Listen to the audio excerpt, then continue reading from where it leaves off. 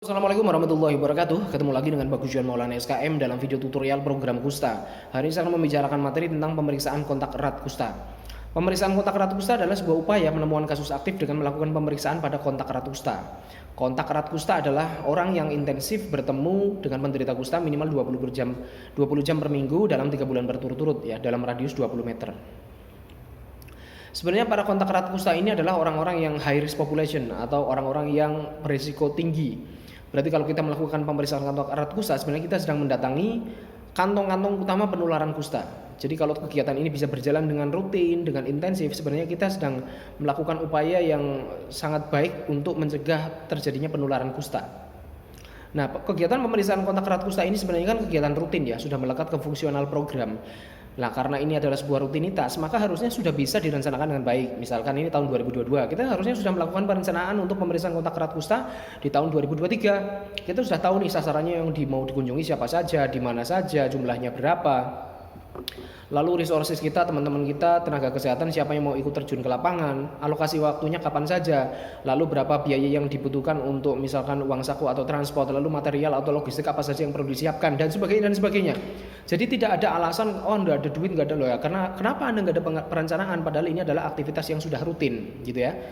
Dan untuk alokasi waktu saya sarankan jangan terkumpul pada trimester 3, trimester 4 ya. Jadi Anda misalkan punya target, misalkan dalam 1 tahun mengunjungi 30 indeks kasus, mau melakukan pemeriksaan kontak pada 30 indeks kasus tersebut, maka di breakdown aja dibagi 12. Jadi setiap bulan harus ada target yang harus dipenuhi. Jangan Anda terkumpul semua kegiatan di akhir trimester akhir atau trimester 3, 4 dan sebagainya. Anda akan kewalahan, belum garap SPC-nya, belum garap kegiatan-kegiatan lain, garap administrasinya dan sebagainya dan sebagainya. Oke? Nah, tujuan melakukan pemeriksaan kontak erat kusta adalah yang pertama, kita mencari nih siapa sih orang yang menularkan kepada indeks kasus tersebut.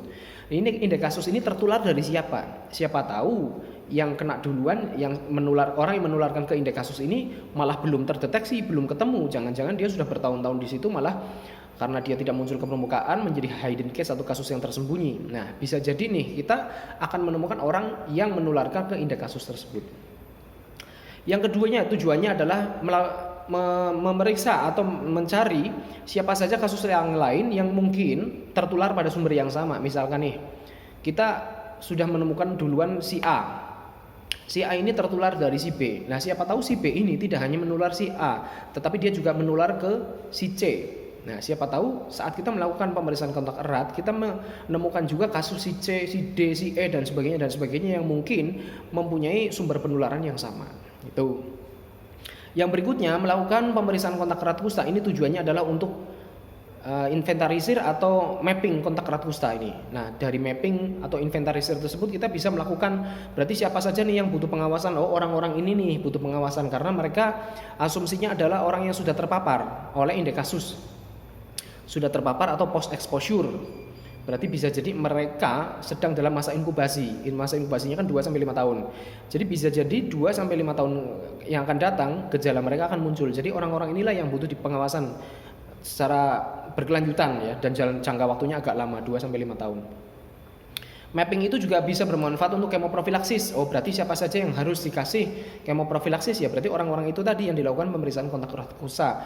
Asumsinya satu indeks itu memiliki kontak erat 20 ya, kurang lebih 20 sampai 22. Nah, dengan inventarisasi atau mapping kontak erat juga kita mengetahui sasaran untuk melakukan edukasi. Siapa saja sih orang-orang yang harus diedukasi tentang kusta ya?